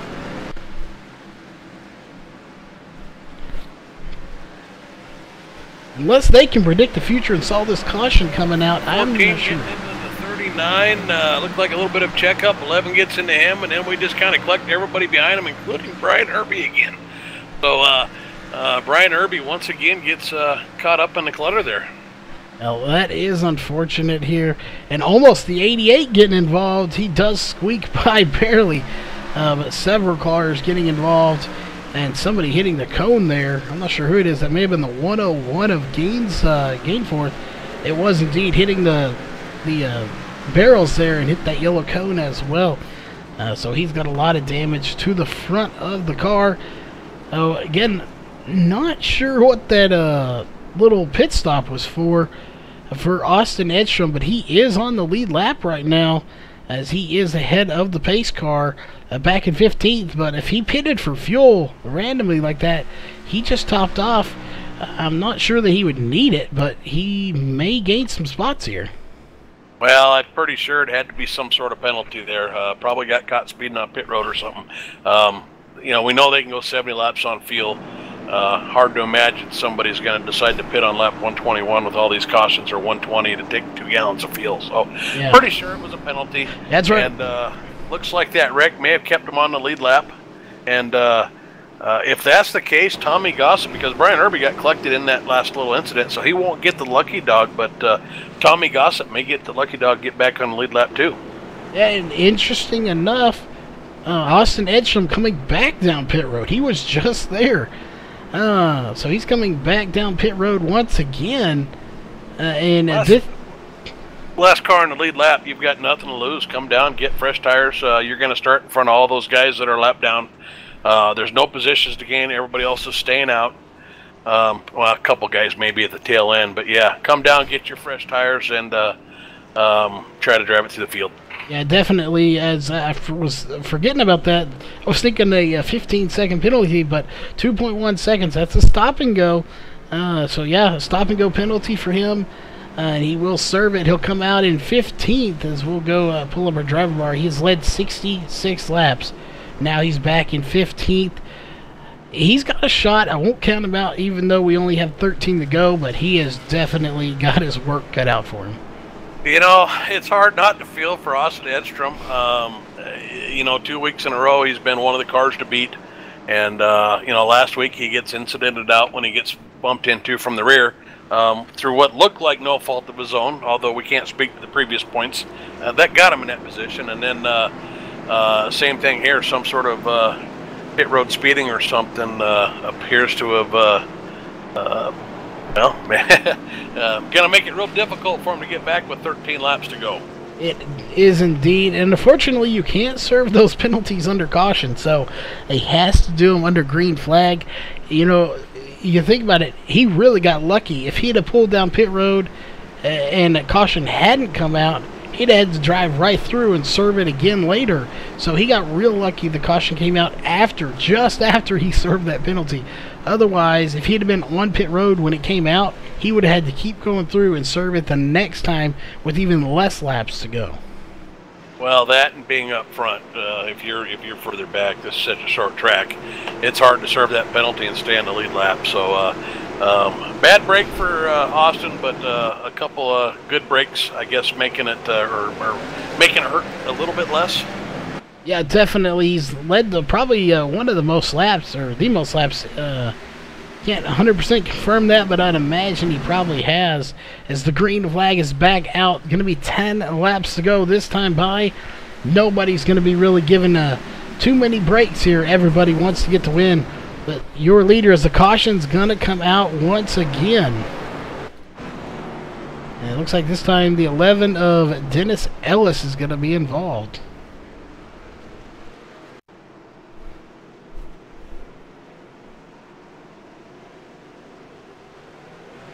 So, interesting here. Looks like he slowed up or something. I'm not sure. He just big check up there by him, and 2 cars had a big run and just couldn't get by him. Yeah, and it all gets part of these guys. You know, everybody's trying to push it as hard as they can.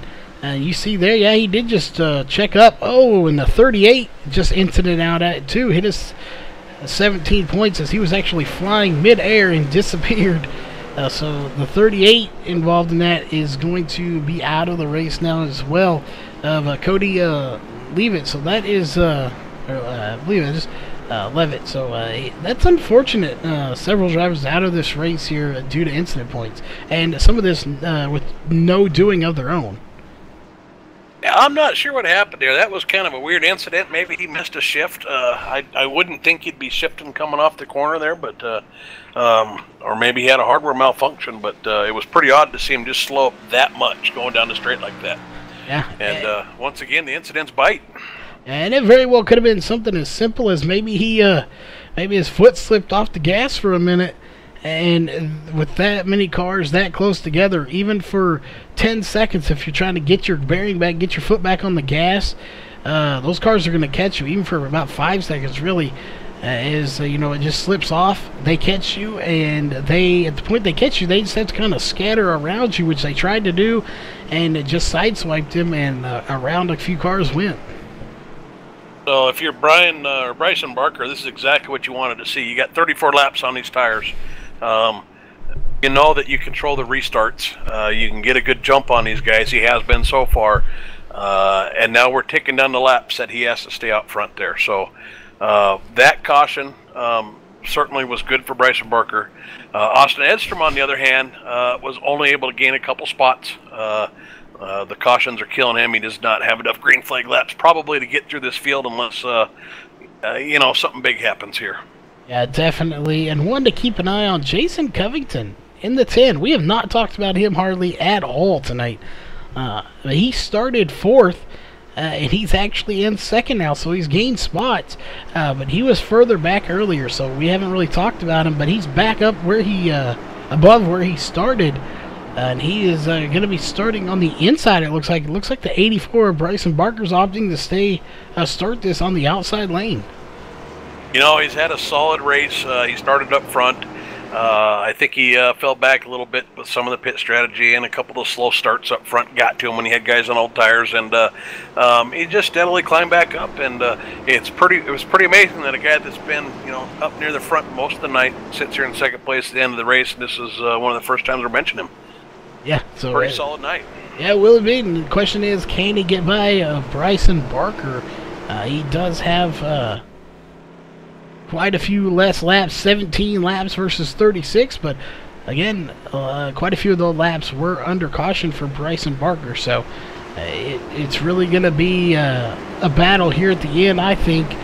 So it looks like we're going to get this with a 5-lap shootout. Yeah, he needs to get a good restart here. If he can hang Bryson Barker out a little bit with those old tires, he may have a shot. I really indeed think he will. It's just going to be a matter of who can get the best restart here. Again, once that green flag drops, you can pass somebody, even if you if you're 2nd, you can pass that first place car as long as the green flag is dropped. So we will see, and it looks like Bryson Barker's going to get a good run there. He's going to get a jump a little bit ahead of the green flag coming out. 5 laps to go.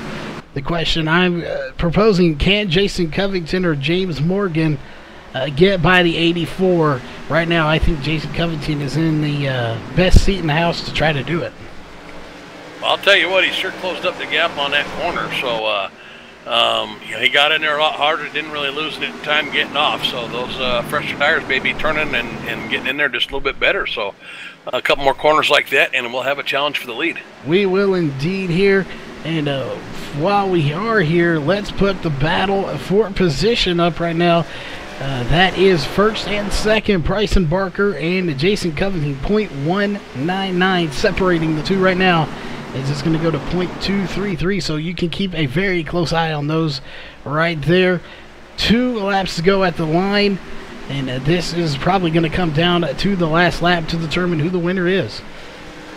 So if you're Jason Covington right now, you just want to get good runs off the corner, take advantage of these straightaways, see if you can establish position inside on that straightaway there, and yeah, you know, take him. Yeah, he's right there. He's getting as close as .199. He'll fall to .3 in the corner. So, I believe it's 1 and 2. He has the advantage, but 3 and 4, he does lose a little bit there, as it is 1 lap to go here in the race. Oh, the 12th car around. I don't know if that'll bring a caution out or not. I do not believe it's going to with that one. With 1 to go, white flag's in the air, so no cautions can come out now.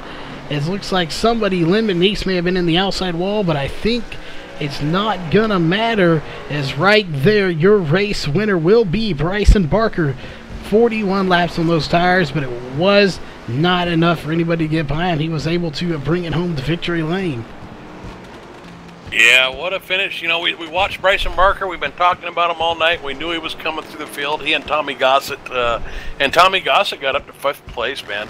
He drove it up again after just getting the lucky dog. So, you know, big shout out to Tommy Gossett, too. He had a great night tonight. Bryson Barker driving through the field like that. Jason Covington, just solid race all night. James Morgan, really good racing tonight.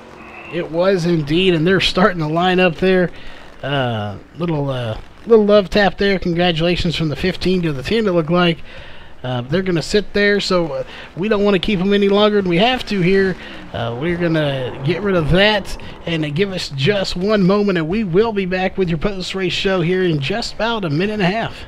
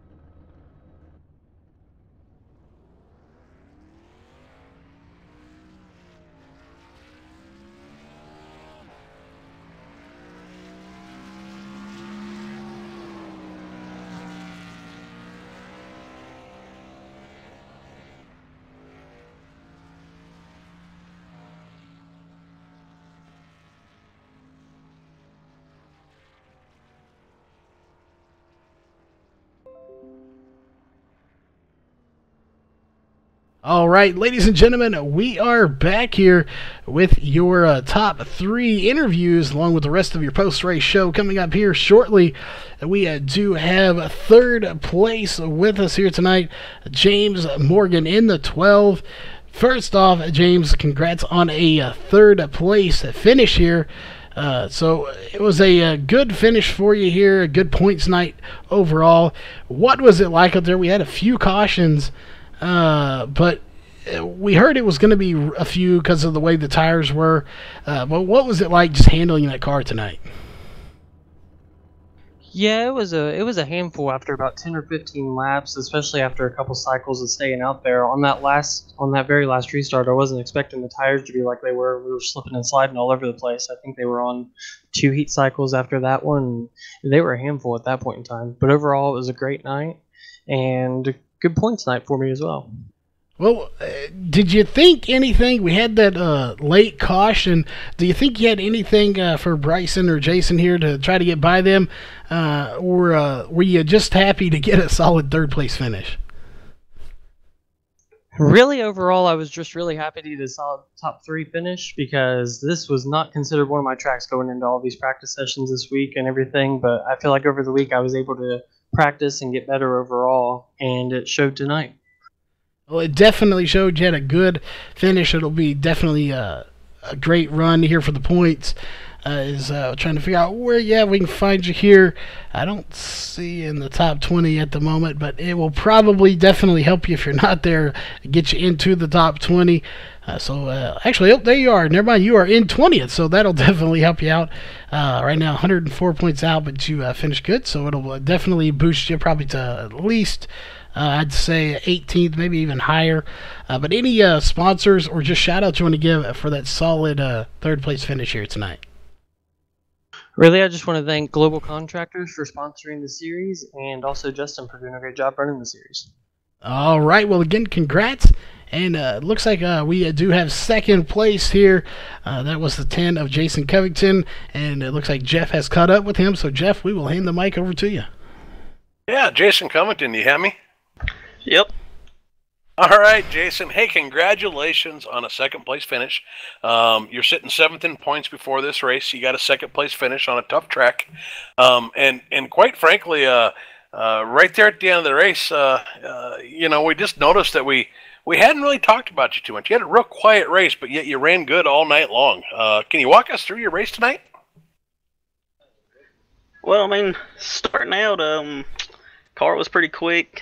Practice didn't go too well for me, but once we got it in race trim, it started coming alive. So we run up. I know top 5 most of the night. Ended up getting us speeding into pits and had to drop all the way to the back and muscle our way back up to the front. Yeah, we noticed you started up front, you went to the back, you came back up front. We didn't see you get any incidents. We didn't see you involved in too much of the mayhem there. And then at the end of the the race there, you had a little bit fresher tires than Bryson Barker. We weren't sure if you were going to catch him. I suspect if we had a couple more laps, you might have been able to get beside him. Did you think you had something for Bryson there at the end? I really did at that restart with like 15 to go. I was hoping if we could go green from there, I thought I could get him. But them little quick restarts, he was so much faster on the start that I just couldn't run him down. Yeah, how hard is it to get position on somebody and pass them here on a situation like that? What was that? I said, how hard is it to catch, you run somebody like Bryson down? Because I think you pretty much closed that gap on the second set of corners after that restart, coming through 1 and 2. You really closed that gap down. But, to get position and make that pass, find a way around somebody like that here in the closing laps, how hard is that on a short track like this? Oh, man, it's super hard. And this track's hard to pass on anyway. You about have to get a good run off a turn and get it to the inside of them just to make anything happen. Well, it was still a heck of a race. We sure enjoyed watching you come through the field. Congratulations on your second place finish. Any shout outs, mom, friends, buddies, sponsors, teammates you want to give? I want to thank Justin for everything he does in this league.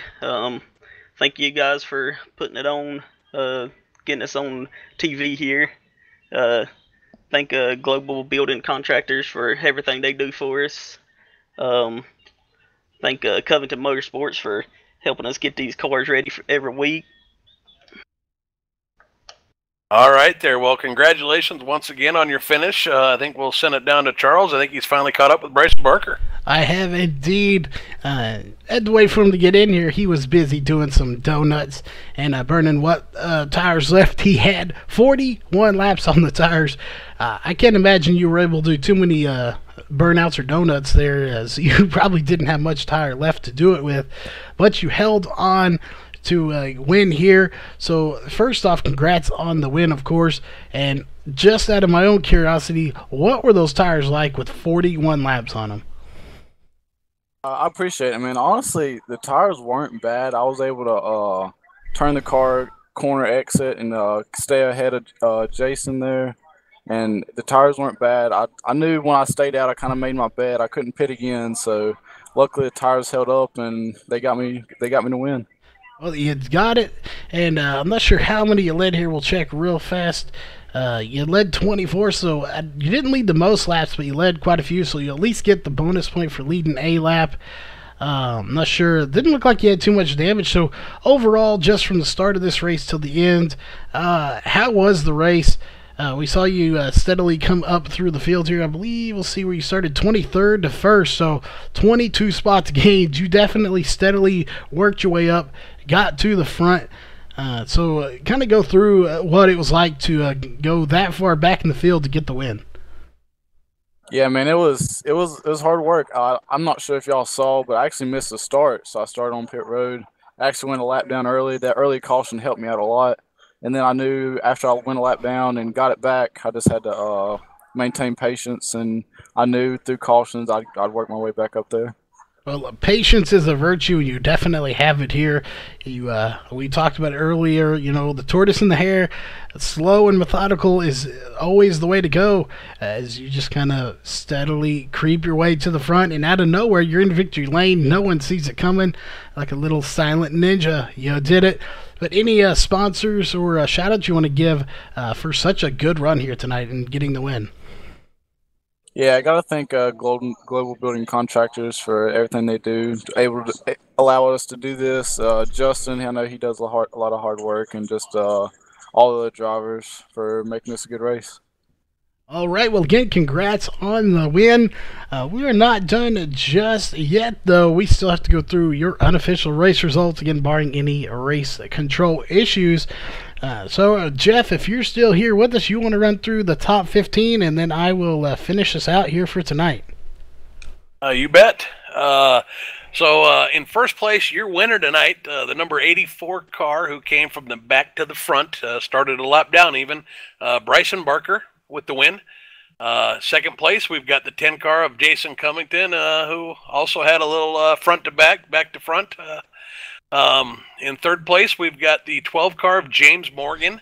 In fourth place, we had the 42 car of Mondo Ortiz, another guy that had a pretty quiet race we didn't talk a whole lot about, but finished in fourth. In fifth place, we had Tommy Gossett. Here's another guy that made some big moves, drove through the field a couple times in this race.